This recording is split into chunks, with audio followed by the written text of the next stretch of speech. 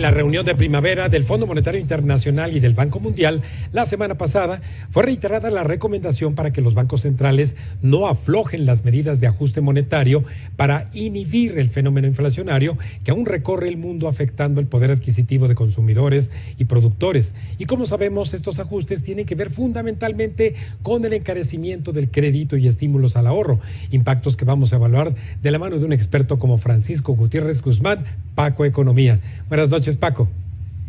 ¿Cómo estás, Raimundo? Muy buenas noches. Agradecido con la generosidad de tu tiempo, amigo mío. Y bueno, ¿por qué la insistencia del Fondo Monetario Internacional en que los bancos centrales aún sigan siendo severos con el ajuste monetario?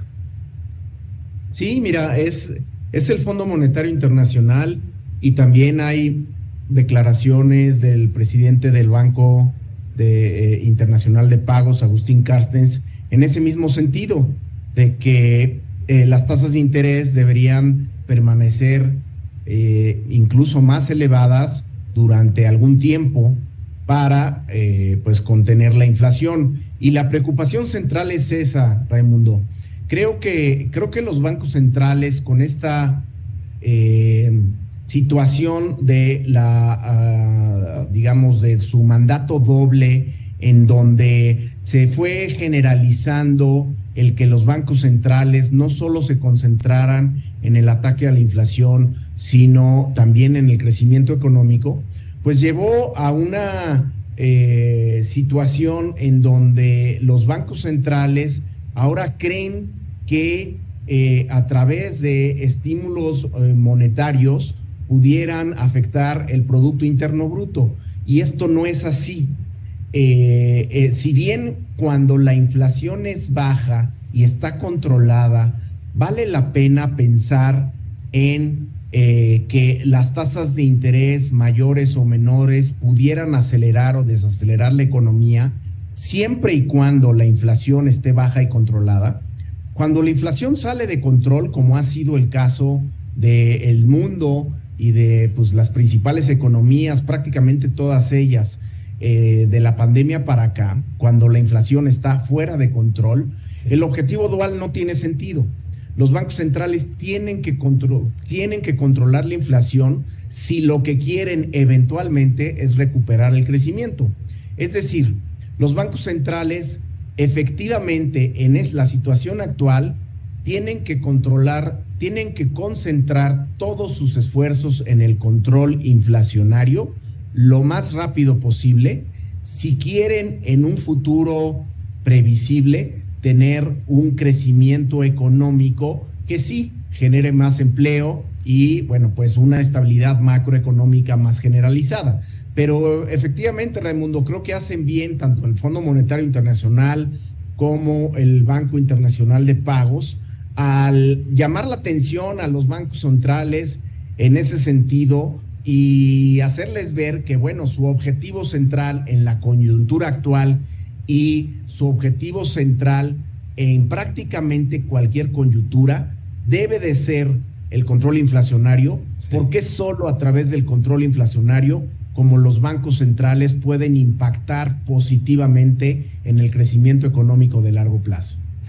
Paco, incluso en este horizonte justamente de crecimiento se ha disipado, me parece ya un poco, mal augurio de que entraríamos en una recesión técnica con tasas negativas de PIB, y quizás leyéndote a ti como consultor, vemos que va a ser una baja en la actividad económica, y en esa baja en la actividad económica está el sector industrial, que es fundamental en cualquier economía, como es el caso de México.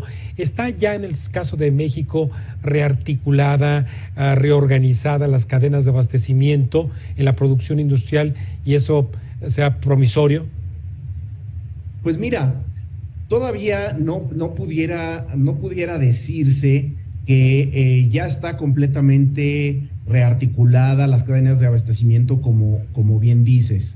Efectivamente estamos viendo un modesto crecimiento en la economía mexicana que creo que tiene que ver, Raimundo, con el hecho de que la situación de coyuntura internacional, particularmente pues las diferencias comerciales y geopolíticas entre los Estados Unidos y China, México se ha beneficiado porque es un país receptor de inversiones que se dan naturalmente por su cercanía con los Estados Unidos, el llamado nearshoring, es decir, la ventaja de estar cerca del mercado, ventaja estratégica, ventaja de costos, de logística. Y eso ha ocurrido, Raimundo, en un contexto en donde pues hemos visto ataques de la administración en turno a pues las libertades económicas, a leyes, a la Constitución misma, a incluso leyes que tienen que ver con la democracia. Y afortunadamente, y hoy es un ejemplo de eso, estas contrarreformas constitucionales no han ocurrido. Es decir, el temor que teníamos, pues la mayor parte de los analistas, de que esta administración destruiría las instituciones y pudiera haber hecho cambios constitucionales adversos a la libertad económica, no se han dado. Y en ese contexto de fracaso de la administración, en ese intento de estatizar la economía y algunos otros sectores, pues opera el nearshoring, es decir, los inversionistas extranjeros están viendo a largo plazo y están viendo que después de esta administración, pues sería previsible recuperar el Estado de Derecho, la estabilidad macroeconómica, la estabilidad financiera, de las finanzas públicas, reformas educativas, etcétera, etcétera. En ese contexto se está dando una inversión extranjera directa que beneficia la actividad industrial, por un lado. Y por el otro lado, pues sí se está dando un crecimiento, sobre todo en el sector energético de la minería, en el sector de la minería, que tiene que ver con las actividades petroleras y las actividades enfocadas hacia el petróleo. ¿Por qué? Porque los mercados internacionales tuvieron cierta recuperación y cierta reactivación, pero el resto de la actividad industrial, básicamente lo que es la construcción y las manufacturas, pues todavía no están claras en su reactivación. Y aquí tenemos básicamente el 70% del producto industrial, 25% la actividad minera, 20% la actividad de la construcción y alrededor del 50% las manufacturas. Y bueno, yo creo, Raimundo, que este sector de la industria, que es el que se venía beneficiando de la actividad económica en los Estados Unidos, sobre todo por la actividad exportadora, sí va a sufrir cierta desaceleración que sí se está viendo en la economía norteamericana. De hecho, el ISM manufacturero, las manufacturas en los Estados Unidos, las exportaciones, las importaciones, ya están en recesión, es decir, están viendo contracción, y eso va a hacer que en México las manufacturas tengan un pequeño crecimiento. Yo no estaría, digamos, todavía tranquilo en términos de que veremos un crecimiento económico importante de la economía mexicana, si bien soy menos pesimista, Raimundo, en el sentido de que afortunadamente los cambios estructurales y constitucionales que atentaban contra la libertad económica y democrática de este país no están ocurriendo. Hoy la Suprema Corte da otro revés a la administración en una de sus leyes constitucionales, y bueno, en ese contexto la inversión extranjera directa al país y la perspectiva de largo plazo del país pues sigue vigente.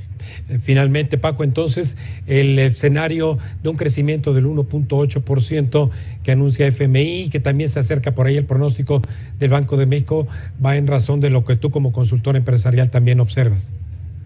Sin lugar a dudas, yo creo que es factible, Raimundo. Sí. Incluso pudiera darse un escenario en donde pudiera mejorar un poco si la situación en Estados Unidos, como bien dices, efectivamente no llega a ser recesiva, si la situación geopolítica poco a poco se va desvaneciendo, claro, y en fin, algunos otros factores incluso internos.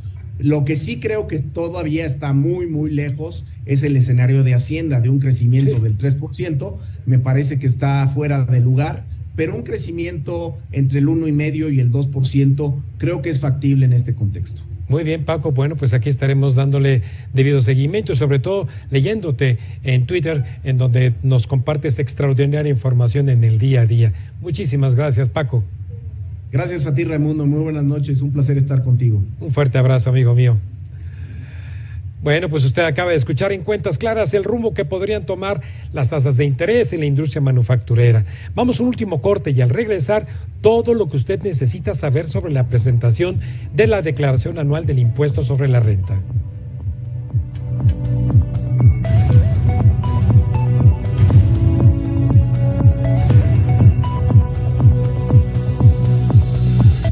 Estás viendo Cuentas Claras con Raimundo Tenorio.